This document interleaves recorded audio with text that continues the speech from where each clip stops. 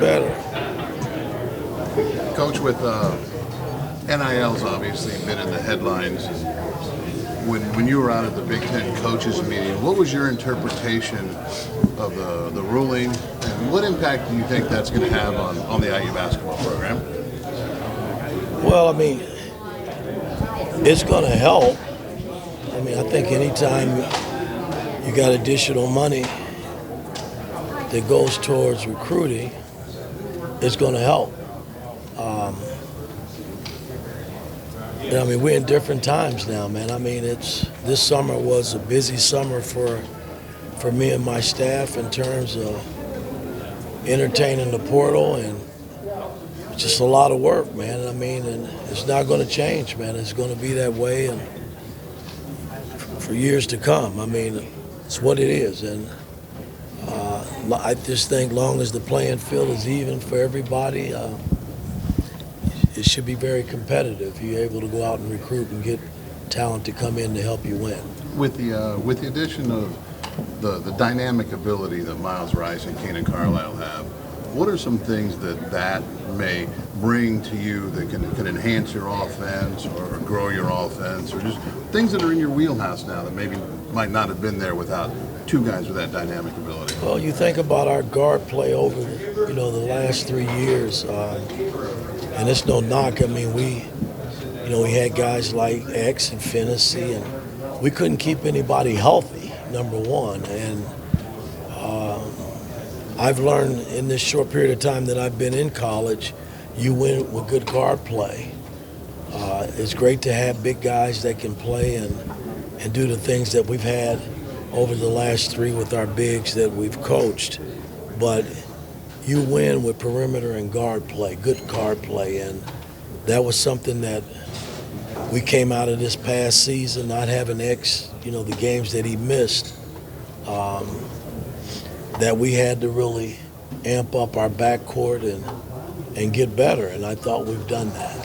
Mike, you talk about it being a busy summer, but you guys were able to fill a lot of spots, a lot of needs. How does it feel going into the season, knowing you have a lot of depth at many different positions? Well, we had no choice. We had guys that left. We had guys that graduated.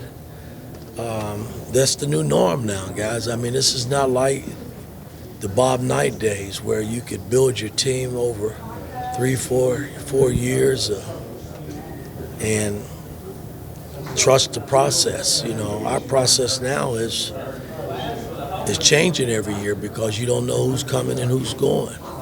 And it was a busy summer because we had to fill a lot of holes based on who left and the guys that graduated. So it was a busy summer. You're talking about guard play. You're talking about guys that can go create their own shot or create shots for their teammates or control the tempo. What are you looking for from your guards? Well, I tried to build our team around how I played a little bit in New York. We had guys like Jason Kidd and Raymond Felt and Pablo Prigioni, guys that can create and make plays not only for themselves but for their teammates. And that was one of the things when we sat down after the season in terms of evaluating players that entered the portal. That was going to be an emphasis on players that we brought back here from a perimeter standpoint. And these two guys are capable of making plays off the bounce. They're capable of making plays for their teammates, and they're capable of putting the ball in the hole. So, and they're young players, if things don't go big and according to plan, all these guys' dreams are playing in the NBA. And if that doesn't happen, then hopefully you got them back for another year or two. That's kind of how, we approached that when we stepped out to recruit these guys. So I'm pleased with the guys that we brought in. I just got to put it to work now and get them ready to play. You mentioned roster turnover being like the new norm.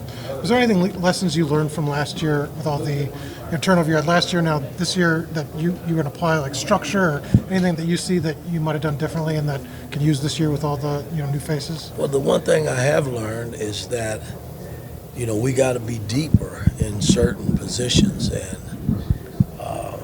we came in last year, not knowing that, number one, we didn't think Jalen Fino would probably leave. And we knew we had Gabe.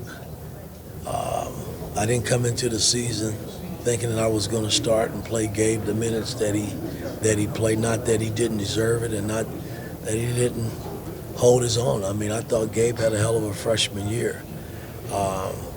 But we really counted on Xavier to be back after all his injuries that we just thought we had him back, and that crushed us. We never really rebounded from it. We were playing catch up, where we had to mix and match and try to make Gallo a point guard, and Gallo did a hell of a job for us. He grew in that area, being able to handle the ball and make plays for not only himself but for his teammates. So I just didn't want to get caught in that position again, and I didn't think we had to this season after the guys that we saw in the portal that we liked. And once we got involved, they seemed to like us, and now they're wearing the Indiana uniform. How's Trey's health? I know he had the knee problem at the end of last season.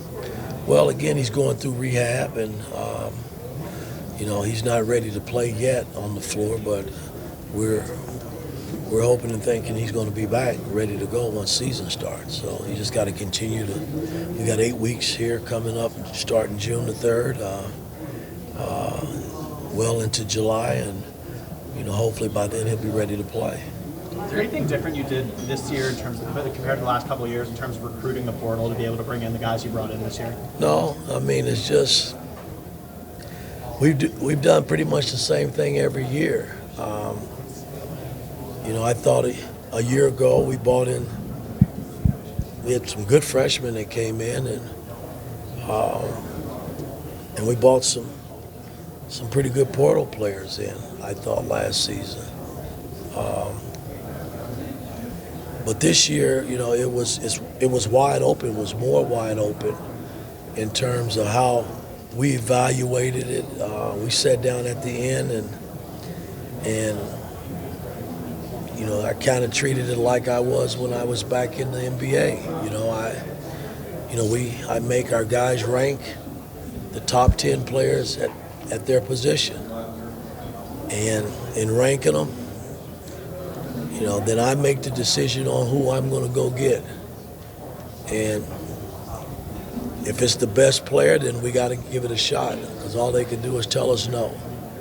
And we got involved with Ballo kind of early, not knowing that he was even going to go.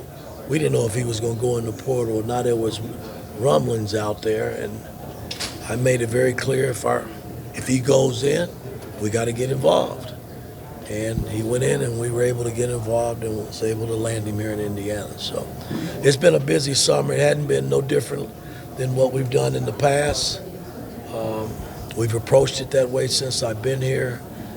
Fortunately for us, we've gotten players that want to wear an Indiana uniform and want to play for us, some really good players. On a year-to-year basis, do you want to be that heavy into the portal, or is it just kind of a case-by-case, year-by-year situation? It's what it is. You just don't know. Yeah. That I would love to grow a team with high school kids. They stay with me for 4 years, man, but those days are gone, man. I mean, it's, you get a player that's disgruntled, hey, I want more minutes, and I'm trying to put a team together, man, that you can't worry about minutes. It's got to be about team, and you got to commit to team, because then everything else take care of itself, man. And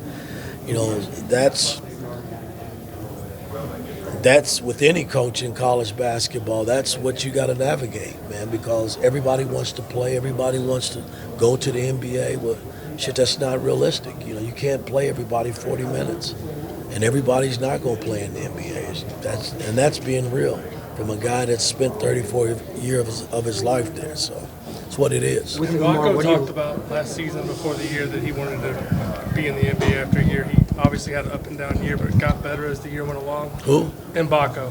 What does he need to do this offseason to kind of put himself in a position where he could do that after next year? Just keep working, man. You guys were down on him early, man, when he was struggling. And it's a process, man. You think because a guy wears a 5-star, 4-star, that they can come into college and tear it up. It's not that easy. It's no different than going from college to the NBA, man. It's a learning curve. I don't give a shit how good you are. You have to learn. And it was a learning curve for him. It was an eye-opener for him because he did struggle early. But he just kept working and working and working, and he got better. And I can't help but think he's going to continue to get better. You know, I got to push him. He's been working his butt off this summer. You know, they've been all over the place. You know, he's been out in L.A. playing with a bunch of NBA guys and working on his craft there with people that we know that can help him do some of the things that we already have taught him. So I can't help but think he'll come back this year and make another step, which we need. With Umar, what do you like about him and just what stood out about him watching him last year? He's won. He's been in a winning atmosphere at Arizona. And he's produced. You know, he's had some good years. And he's an older guy that's serious about winning. That was the whole thing that attracted me to him. And that's why he's wearing the Indiana uniform, man, because I think he can help us, you know, with his leadership,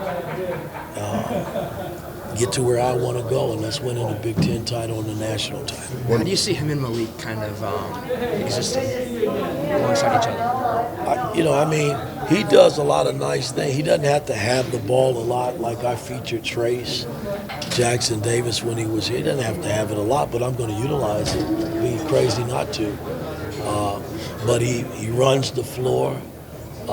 He creates space when he demands the ball. He blocks shots. He rebounds, you know, for his position. So I think him and Malik would be just fine. It might free Malik up a little bit more to do some things that I want him to do a little differently this year. But I think they can both coexist. I thought Malik and Ware had a nice combination together this year. You know, unfortunately, Ware is taking off to the NBA. So, In the same breath, you bring back McKenzie, you add Bryson Tucker, Luke Goody. Can you also see a world where maybe matchup dependent, you can go with lineups to spread the floor a little bit more, whether it's, I don't know if you want to call it one big and wings, but just being able to? Absolutely. Just like I played in New York. You know, I just haven't been able to get there. And I think we can this year, based on what we brought in. You know, we can play smaller a little bit with Mac and Goody probably playing some 4. Even the big fella. You know, I'm going to try to play 2 bigs. I mean, just to test it and see. You just never know.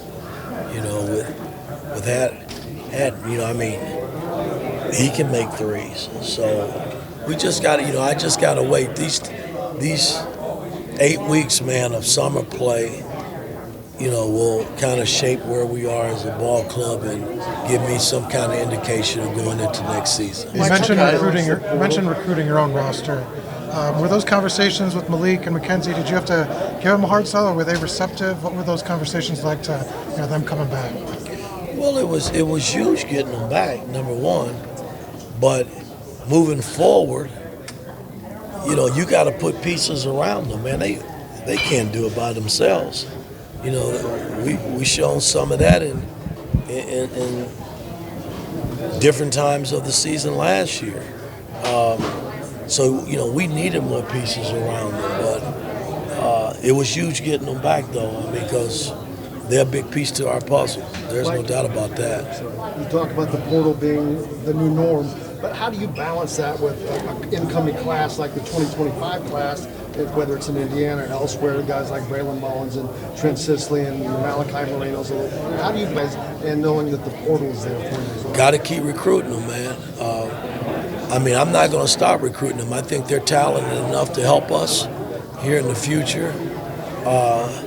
So we're still on their doorsteps. We're still going to AU, and I'm on the phone constantly, you know, communicating because we like to see them stay here in the state, you know. I mean, but again, you know, it's up to these guys. I mean, they've been offered the scholarship. I don't know what more we could do. You know, I mean, we can keep hammering home and say, hey, we want you in a uniform. Come see us. Can we come see you? And they still tell us no. So, I mean, it's different. You know, I mean, I convert back to when Coach Knight asked me to come here and play. You know, it wasn't so much for the university. I came here because of Bob Knight. You know, hell, he asked me, gave me an opportunity.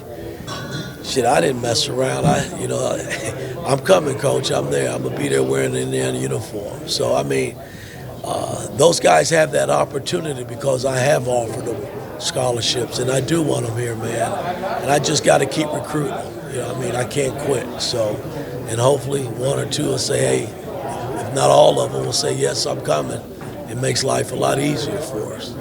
Thanks, Coach. Yep. Thanks, man.